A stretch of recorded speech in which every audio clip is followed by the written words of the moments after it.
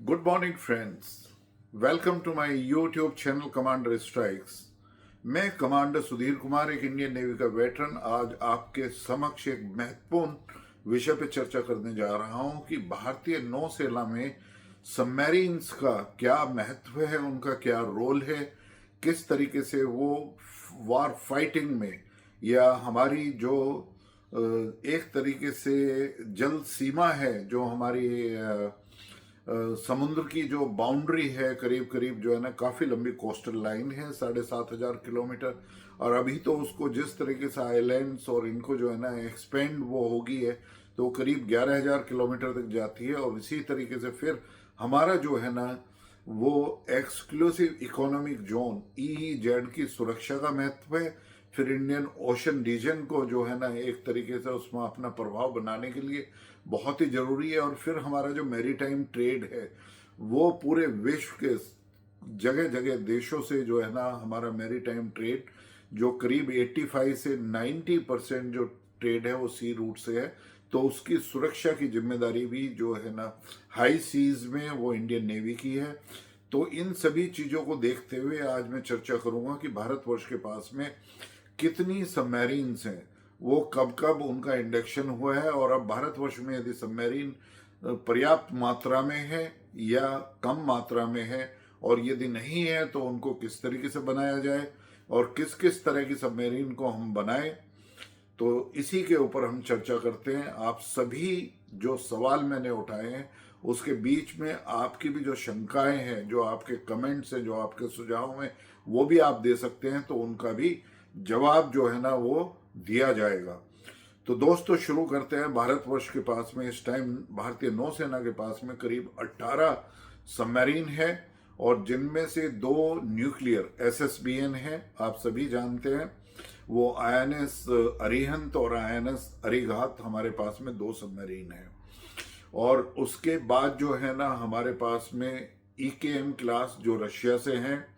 वो है करीब 6 के आसपास, और 6 हमारे पास में कलवेरी खंडेरी, ये हैं जो अभी MDL ने बनाई है फ्रांस के कोलैबोरेशंस में। वो 6 की 6 सबमरीन हमें अब मिल गई हैं। लास्ट सबमरीन जो है ना वो 2024 में के एंड में जो है ना वो भारतीय नौसेना में कमीशन हो गई है। तो 6 और 2 8। उससे पहले EKM से हमारे पास में करीब 6 के करीब ही, और उससे अलग जो है हमारे पास में HDW जो जर्मनी से हमने जो है ना एक कोलैबोरेशंस किया था, वो है हमारे पास में 3, और एक हमने बनाई थी 4। तो इस तरीके से हमारे पास में 18 हैं। अभी आपने सुना होगा कि सबमरीन का रोल भारतीय नौसेना के अंदर क्या है। सबमरीन का रोल है कि चाहे वो कन्वेंशनल सबमरीन हो, वो पानी के अंदर चलती है, तो पानी के अंदर चलती है तो उसमें एक स्टेल्थ कैपेबिलिटी आ जाती है। मीन्स जिस तरीके से समुद्र जल की डेप्थ पे उसमें उसका जो एक तरीके से प्रोफाइल है, और जिस तरीके से टेम्परेचर ऊपर नीचे होता है, जिस तरीके से सैलिनिटी और डिफरेंट चीज़ों की कंसंट्रेशन समुद्र के पानी में मिली होती है, तो उसको सोनार से डिटेक्ट करना बहुत ही मुश्किल होता है, डिफिकल्ट होता है, क्योंकि टेम्परेचर ग्रेडियंट्स के साथ साथ जो है ना पॉल्यूटेड इंग्रेडिएंट्स और जो सी वाटर में तरह तरह के मिनरल्स और चीज़ें मिली हुई हैं,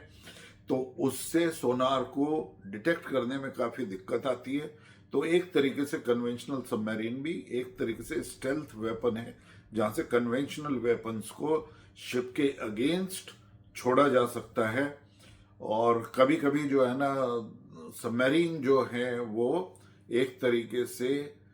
शिप्स को ही नहीं, यदि कन्वेंशनल सबमरीन में भी वो एक तरीके से वाटर लॉन्च्ड या अंडर वाटर लॉन्च्ड उनके पास में कैपेबिलिटीज है, तो वो लैंड के खिलाफ भी उनको लॉन्च किया जा सकता है। तो इस तरह से ये कन्वेंशनल सबमरीन हुआ। तो कन्वेंशनल सबमरीन में प्रोपल्शन जो होता है वो एक तरीके से डीजल प्रोपल्शन होता है। और डीजल प्रोपल्शन क्या काम करता है कि उसको ऑक्सीजन की जरूरत पड़ती है, तो वो बैटरी जो है ना एक तरीके से वो बैटरी को चार्ज करता है, जो वो सरफेस पे होती है। लेकिन जब अंडर वाटर वो चली जाती है एक तरीके से ऐसे क्षेत्र में जहाँ उसको ऑपरेट करना पड़ता है, तो वो बैटरी की एनर्जी से वो चलती है, और बैटरी जो है ना वो मोटर्स को प्रोपेल करती है। तो इस तरीके से डिफरेंट डेप्थ के ऊपर जो है ना कन्वेंशनल सबमरीन चल के आप वो सुरक्षा करती है। लेकिन कन्वेंशनल सबमरीन को क्या है कि वो 2-3 दिन के बाद में उसका एंड्योरेंस है,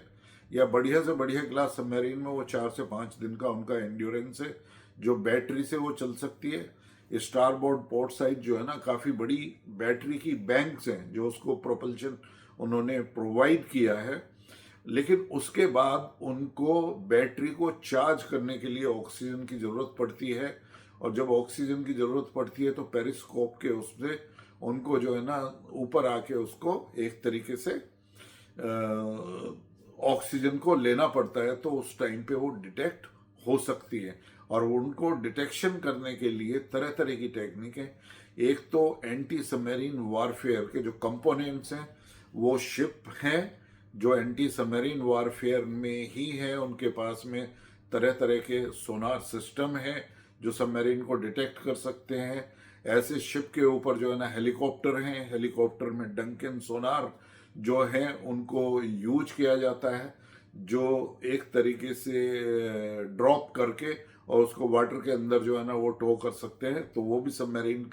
एंटी सबमरीन वारफेयर में यूज किए जा सकते हैं। या फिर जगह जगह जो है ना जो बॉयज जो है डिमार्केशन के लिए लगाते हैं, या एक्स्ट्रा भी ऐसे लगाए जा सकते हैं जिसमें जो है ना उनको सोनार को लगाया जा सकता है सबमरीन को डिटेक्ट करने के लिए। उससे अलग जो हमारे एक अवैक्स हैं, एक तरीके से airborne early warning control and command systems हैं आईएसआर के लिए, इंटेलिजेंस गैदरिंग, सर्विलेंस एंड रिकॉग्नाइजेंस। तो वो भी एक तरीके से ऐसी सबमरीन जहाँ पे भी वो सरफेस पे आके जब स्नॉटिंग करती हैं, ऑक्सीजन लेती हैं, या पेरिस्कोप उनका ऊपर आता है स्नॉटिंग के लिए, तो वो उनको डिटेक्ट करते रहते हैं। तो इस तरीके से काफ़ी कॉम्प्लिकेटेड ये एक तरीके से वारफेयर है, लेकिन फिर भी ये एक कैट एंड माउस का गेम है। सबमरीन स्टेल्थ है, कन्वेंशनल सबमरीन भी, लेकिन उसके खिलाफ जो है ना काफ़ी चीज़ें हैं। लेकिन अब इसके साथ साथ जो है ना दूसरी तरह की सबमरीन है कि न्यूक्लियर सबमरीन। न्यूक्लियर सबमरीन में एक स्टेल्थ की कैपेबिलिटी बहुत ज़्यादा आ जाती है, क्योंकि वहाँ पे ऑक्सीजन की ज़रूरत नहीं पड़ती है। उनका जो न्यूक्लियर प्रोपेल्ड सबमरीन है, न्यूक्लियर प्रोपेल्ड सबमरीन जो है ना वो महीनों महीनों जो है ना वो अंडर वाटर रह सकती हैं, डिफरेंट डेप्थ पे ऑपरेट कर सकती हैं, और उनको ऊपर आने की कोई ज़रूरत नहीं होती है। वेरी वेरी लो फ्रीक्वेंसी से वो ऑपरेट करती हैं।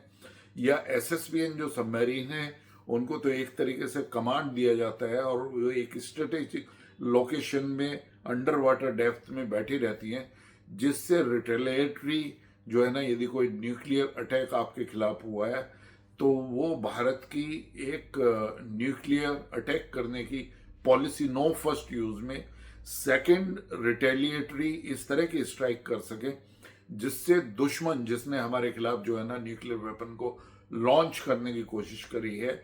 तो उसके खिलाफ जो है ना एडवर्सरी के हम अपने प्रिंसिपल में नो फर्स्ट यूज करके, लेकिन हम सेकंड इतनी पावरफुल स्ट्राइक एसएसबीएन से कर सके, जिससे उस एडवर्सरी को और दुश्मन को जो है ना नेस्त नाबूद कर सके। तो आपने देखा होगा कि सबमरीन का बहुत ही महत्वपूर्ण रोल हो, चाहे वो कन्वेंशनल सबमरीन हो या न्यूक्लियर प्रोपेल्ड सबमरीन हो। न्यूक्लियर प्रोपेल्ड सबमरीन में दो तरह की हैं, एसएसबीएन में न्यूक्लियर प्रोपेल्ड हैं और उनसे under water launched ballistic missiles को लॉन्च किया जा सकता है। इसी तरीके से फिर एसएसएन होती हैं। तो एसएसएन जो है वो अटैक न्यूक्लियर सबमरीन है। वो न्यूक्लियर प्रोपल्शन उनमें होता है, लेकिन उन पे फिटेड जो है ना वो कन्वेंशनल वेपन्स होते हैं, long range supersonic SLBM submarine launch ballistic missiles उसमें होती हैं, जिनकी रेंज जो है ना वो 4 से 5,000 किलोमीटर तक जा सकती है। तो वो भी काफ़ी एक तरीके से विध्वंसक है। लेकिन एसएसबीएन का यूज जो है वो एक तरीके से most reliable, most stealth triad में प्रयोग किया जाता है। और जो हमारी कन्वेंशनल सबमरीन है वो एक तरीके से पूरे एरिया का सर्वेलेंस करने में और सबमरीन्स को डिटेक्ट करने में, शिप को एडवर्सरी के शिप की लोकेशन का पता करने में, और फिर अटैक के लिए यूज होती है, पेट्रोलिंग के लिए यूज होती है। और इसी तरीके से जो हमारी एसएसएन है, न्यूक्लियर प्रोपेल्ड सबमरीन, लेकिन जिनके ऊपर जो एसएलबीएम्स हैं वो कन्वेंशनल वेपन होते हैं, वो अटैक के लिए यूज होती है जब कोई वॉर सिचुएशन होती है। इस तरह से तो अब हमारे पास में जो 18 सबमरीन हैं, ये इनकी संख्या, मेरा मानना ये है कि इनकी संख्या कम है, क्योंकि हमने 90s में 95 में एक जो है ना, हमने एक अपना विजन जो है ना सबमरीन के लिए बनाया था कि 2030 साल में, मतलब 90 से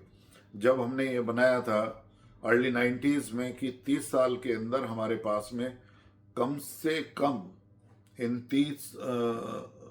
95 के आसपास जो बनाया था कि अगले 20-25 सालों में हमारे पास में 30 सबमरीन होनी चाहिए। लेकिन इन 30 सबमरीन में आप देखिए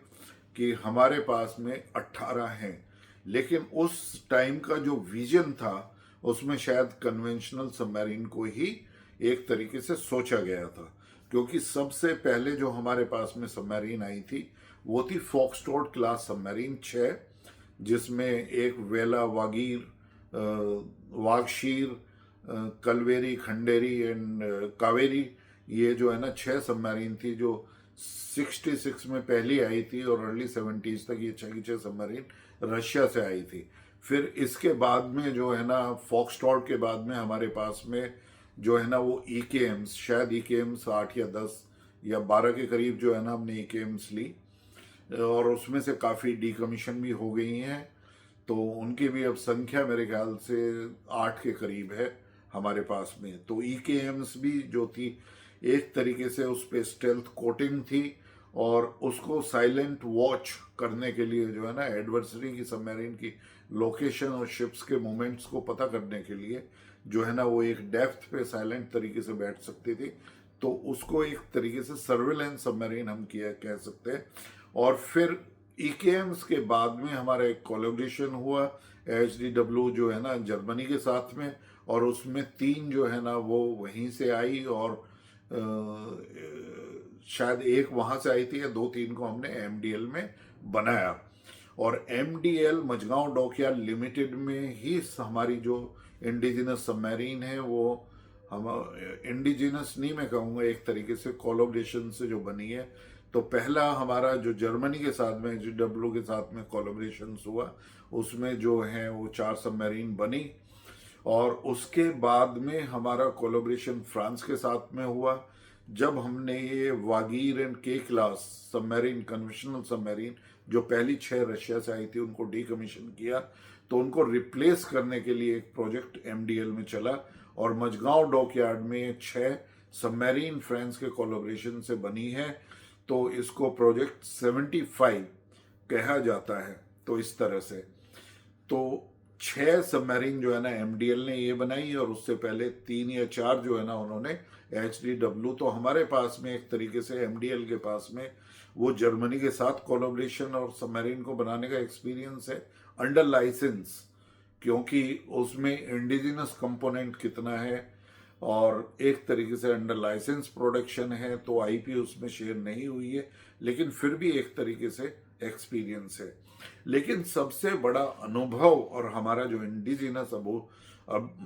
अनुभव है और जो एक्सपीरियंस है, जिसने भारतवर्ष की भारतीय नौसेना को बहुत बड़ी शक्ति दी है, वो है हमारा एक indigenous and top secret project जो है ना ATV चला, जो 70s से शुरू हुआ, और जिसके तहत हमने एक पूरे इंडिजिनस एफर्ट से right from design and then हल,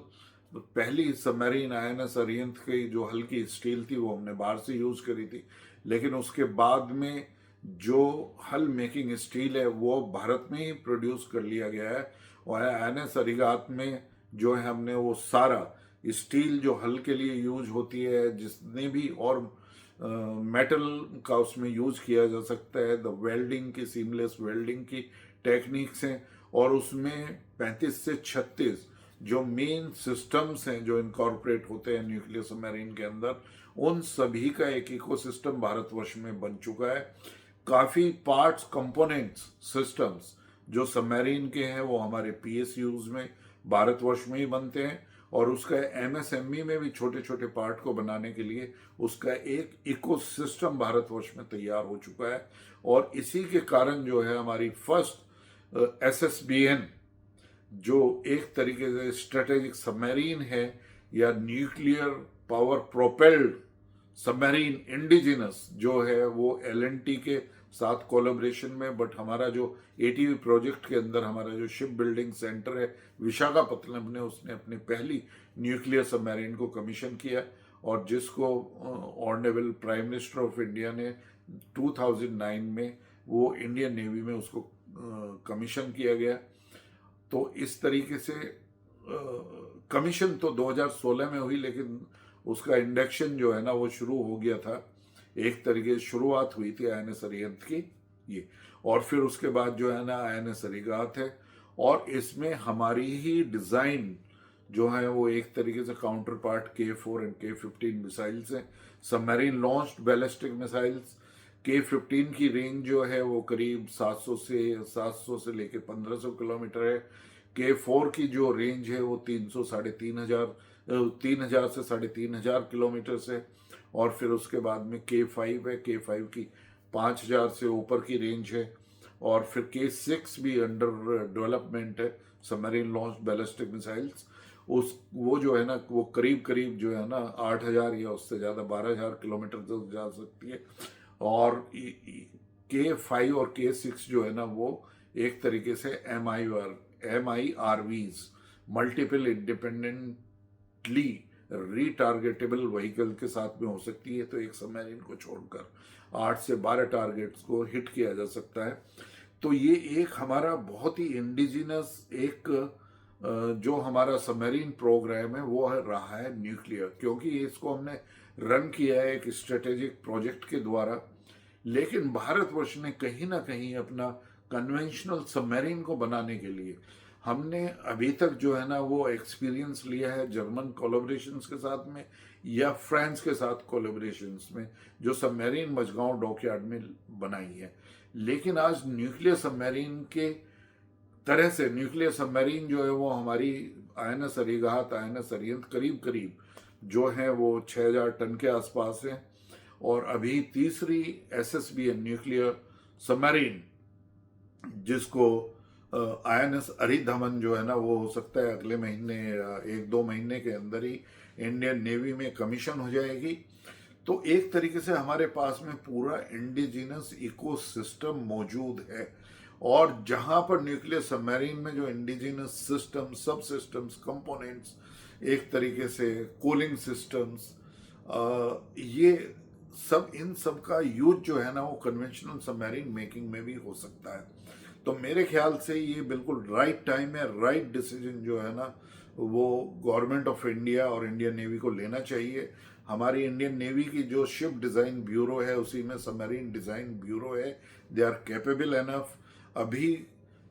एमडीएल के पास में भी अपना जो है ना इंडिजिनस एक रोड मैप है, एक विजन है उनके पास में मेरे ख्याल से कन्वेंशनल सबमरीन को बनाने का। और जिस तरीके से हमारा एक trusted partner, private partner LNT ने योगदान किया है, और एलएनटी में एक साथ साथ एक और क्या हो रहा है कि एलएनटी ने अपना एक मिजेट, एक बहुत ही कम टन की 300 टन से 500 टन की जो है ना एक मिजेट, एक मिनिएचराइज सबमरीन का डिज़ाइन किया है, जो एक बहुत ही पोटेंट और पावरफुल वेपन जो है ना फ्यूचर के लिए बनेगा। तो एक तरीके से हमारी जो कन्वेंशनल सबमरीन है वो 2,500 से 3,000 टन की है, स्मॉल सबमरीन्स हैं, चाहे वो हमारी फ्रांस के कोलैबोरेशन में बनी हुई खंडेरी, कलवेरी और वेला एंड वागीर क्लास हो 6, या जर्मनी HDW के साथ बनी हुई शिशुमार क्लास जो है ना ये हो, जो 4 बनाई थी। तो इसी तरीके से जो है ना एलएनटी के पास में भी आज कैपेबिलिटीज है कि वो कन्वेंशनल सबमरीन को डिज़ाइन करके ज़्यादा से ज़्यादा इंडिजिनस कंपोनेंट्स का, और जैसे मैंने बताया कि जब हम एक nuclear submarine more complicated platform बना सकते हैं, यदि हम आईएनएस अरिघात से हमने शुरू किया है कि अपना खुद स्टील का और सीमलेस वेल्डिंग और ये सभी टेक्निक को हमने एक तरीके से इंडिजिनसली बिल्ड कर लिया है। सारे सिस्टम्स जो ऑन बोर्ड न्यूक्लियर सबमरीन लगते हैं उसमें, चाहे वो प्रोपल्शन सिस्टम हो, बस एक डिफरेंस है कि न्यूक्लियर सबमरीन में एक न्यूक्लियर रिएक्टर है जो करीब 80 से 90 मेगावाट इलेक्ट्रिक का है। तो उससे जो पावर प्रोड्यूस होती है तो न्यूक्लियर एनर्जी को वो स्टीम टरबाइन को प्रोपल करता है और फिर उसके बाद में वो प्रोपल्शन सिस्टम एक तरीके से डिजाइन होता है। जबकि कन्वेंशनल सबमरीन में क्या होगा कि कन्वेंशनल सबमरीन से डीजल से ड्राइव करके बैटरी को चार्ज किया जाएगा और बैटरी से जो है ना मोटर को ड्राइव किया जाएगा, जो उसको प्रोपल्शन को, तो एक तरीके से जो प्रोपल्शन सिस्टम है। बल्कि न्यूक्लियर सबमरीन में रेडिएशन के खिलाफ लड़ने के लिए जो शील्डिंग है, प्राइमरी और सेकेंडरी कूलेंट की जो पाइपलाइन है, उनको जो शील्डिंग की जरूरत है वो और ज़्यादा कॉम्प्लिकेटेड है। तो जब हमने एक कॉम्प्लिकेटेड प्लेटफॉर्म को इतने सक्सेसफुली बना लिया है, और एक तरीके से सबमरीन के इकोसिस्टम्स में क्या है जो हमने कन्वेंशनल सबमरीन को बनाने में अपने एक्सपीरियंस को अभी तक फ़ायदा नहीं उठाया है और उसमें हम थोड़ा सा पिछड़ गए हैं, जो हमें शुरू कर देना था 10 साल पहले अपनी इंडिजिनस कन्वेंशनल सबमरीन को बनाने के लिए। कि देखिए, जब आपके पास में कंप्लीट इकोसिस्टम है और एक्सपीरियंस है और डिज़ाइन कैपेबिलिटीज आपके पास हैं, तो क्यों नहीं आप ट्राई करें। फिर उसके साथ साथ सिर्फ एमडीएल ही नहीं है, आज जो है ना हिंदुस्तान शिपयार्ड लिमिटेड जो एसबीसी के साथ साथ ही जो है ना वो विशाखापत्तनम में है। दूसरी बात यह है कि जब हमने ये कलवेरी खंडेरी क्लास जो है ना 6 सबमरीन एमडीएल में है, तो अब 1 साल के बाद जो है ना 1-1.5 साल हो गया शायद लास्ट सबमरीन डिलीवर हुई थी इंडियन नेवी को 2024 के एंड में। उसके बाद में हम आइडियल बैठे हुए हैं। तो ये हमारी जो एक तरीके से टर्न आउट टाइम है और जो हमारी मैन पावर वहाँ पे इन्वॉल्व है, उनकी कंटिन्यूटी को यूज ना करके, this is a huge loss to Indian navy and the government of India itself. तो हमें ये हाई टाइम है कि हमें जो है ना प्रोजेक्ट 75 में और कम से कम जो है ना 3 से लेकर 6 जो है ना कन्वेंशनल सबमरीन को बनाया जाए। और यदि हम सोच रहे हैं, क्योंकि हमने अप्रूवल दी है, अभी एक तरीके से डिफेंस एक्विजिशन काउंसिल ने अप्रूवल दे दी है कि 6 जो सबमरीन हैं वो हम जर्मनी के साथ में बनाएंगे टीकेएमएस के कोलैबोरेशंस में। एमडीएल एंड टीकेएमएस बनाएगी और उस पर एयर इंडिपेंडेंट प्रोपल्शन। तो एयर इंडिपेंडेंट प्रोपल्शन का कन्वेंशनल सबमरीन को फिटेड विद एआईपी से क्या फायदा है कि न्यूक्लियर सबमरीन की तरह से 2-3-4 महीने की तो कैपेबिलिटीज नहीं आती, लेकिन ये भी एक स्टेल्थ कैपेबिलिटी जो है ना वो कन्वेंशनल सबमरीन की एआईपी से बढ़ जाती है। क्योंकि एयर इंडिपेंडेंट प्रोपल्शन सिस्टम जो है वो सबमरीन को स्नॉटिंग और सरफेस पे आने की जरूरत नहीं पड़ती है, और कम से कम 1 से 2 से 3 महीना depending upon what kind of an AIP plant is or fuel cells are being installed on this। तो ये हमारा 75I जो प्रोजेक्ट है उसके तहत जो है वो ऑलरेडी हो गया है। लेकिन जैसे मैंने कहा कि यदि हमने एक 90 में विजन बनाया था कि हम अगले 20-25 सालों में 30 सबमरीन जो है ना भारतवर्ष में करेंगे, तो उसका समय आ गया है प्रोजेक्ट 76 को भी साथ के साथ में। तो प्रोजेक्ट P75 के साथ में हमें कम से कम 3 से और 6, जिससे हम एक्सपीरियंस लूज ना करें। तो फ्रांस के कोलैबोरेशंस में इतनी जो है ना कन्वेंशनल सबमरीन, अभी हमें ये नहीं सोचना चाहिए कि जब हम एयर इंडिपेंडेंट प्रोपल्शन में एक्सपर्टीज ले लेंगे तो फिर जो है ना हम इनको भी अपनी जो इंडिजिनस जो हमारी जो कलवेरी और वेला क्लास और इसका जो एक्सपीरियंस हमने फ्रांस के साथ, उसको भी हम एयर इंडिपेंडेंट प्रोपल्शन, वो एक प्रोजेक्ट साइमल्टेनियसली चल रहा है। डीआरडीओ ने भी अपना जो है ना इंडिजिनस एयर इंडिपेंडेंट प्रोपल्शन को किया है। पर मेरा मानना ये है कि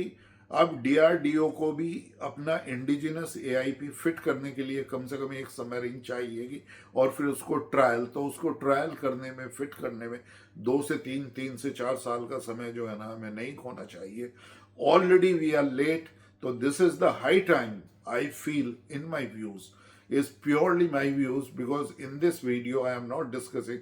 anything which Navy is planning, or I know something about the Navy planning, or Navy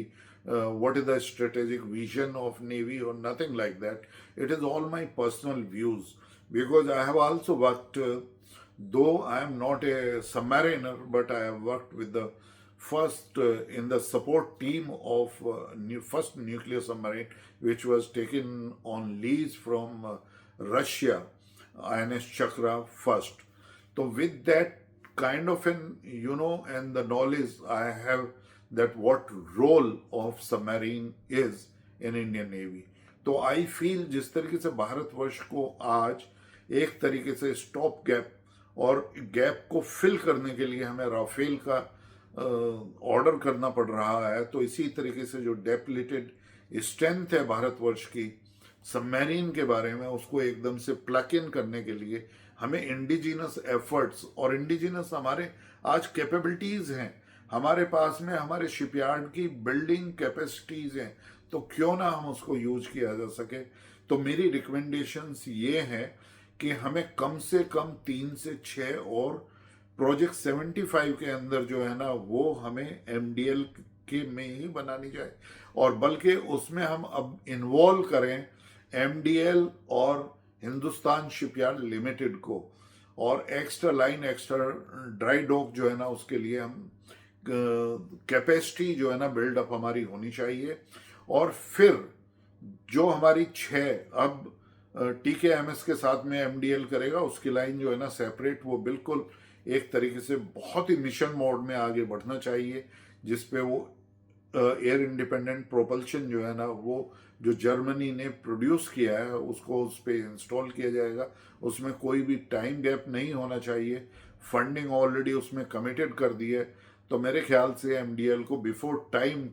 उसका जो है ना टर्न अराउंड करना है।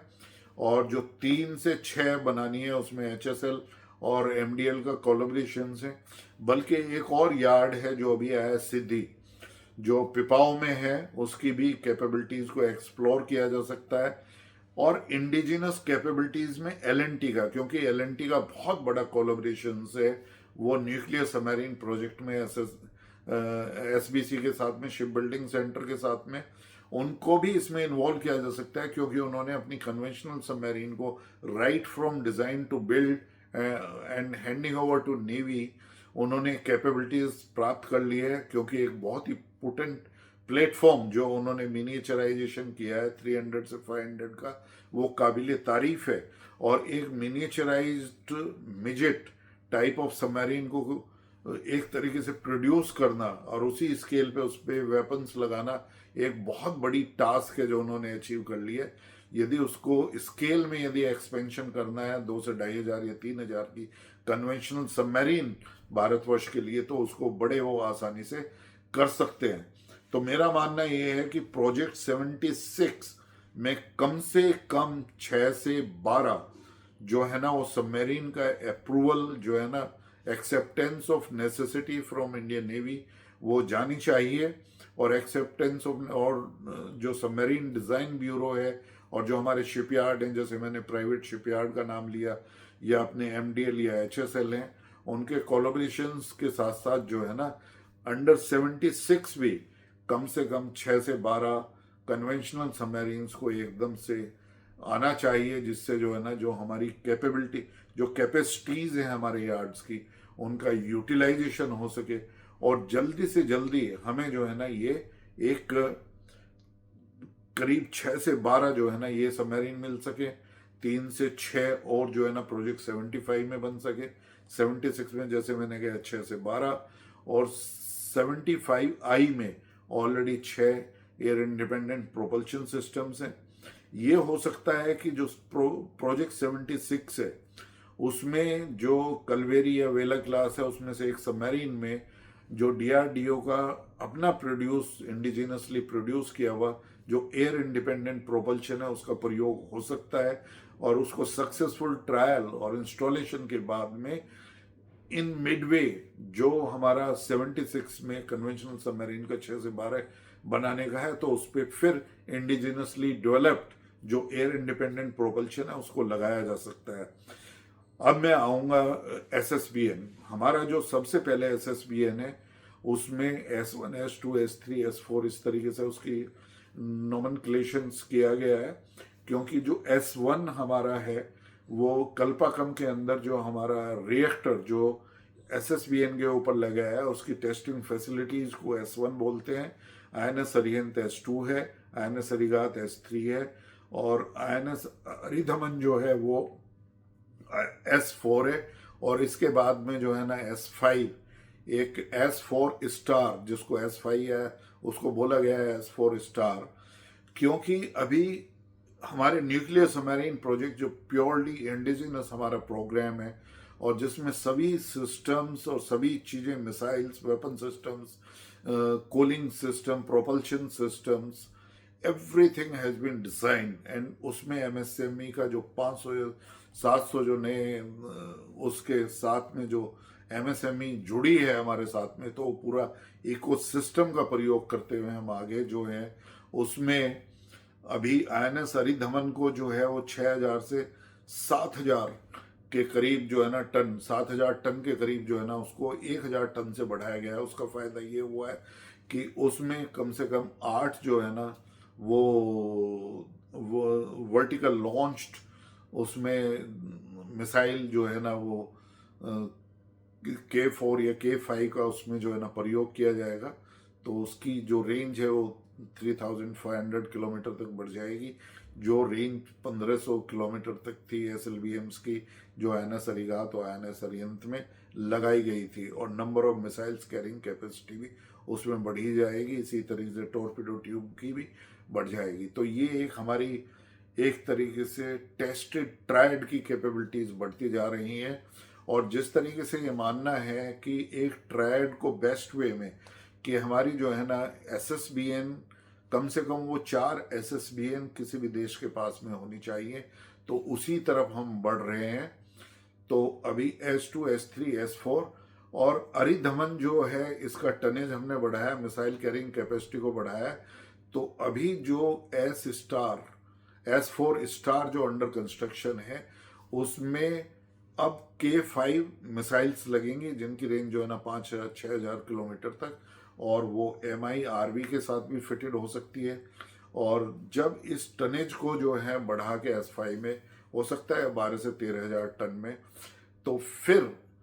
उसी तरह की जो acceptance of necessity Indian navy की बात MOD ने, ministry of defence and defence acquisition committee ने, और शायद CCSS ने अप्रूवल दी है कि हम 6 SSN जो है ना वो 12,000, 13,000, 14,000